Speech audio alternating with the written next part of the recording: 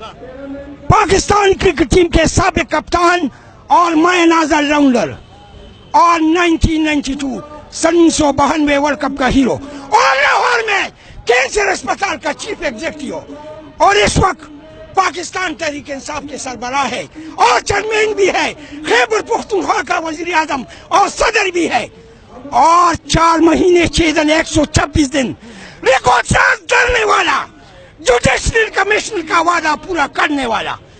اور وفاقی وزیر چودھری سعد رفیق کو نااہل کرنے والا، اور دوسرا قومی اسمبلی کی اسپیکر ایاز صادق کو دوسرا نااہل کرنے والا،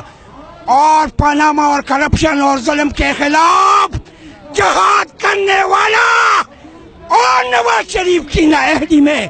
اہم کردار ادا کرنے والا،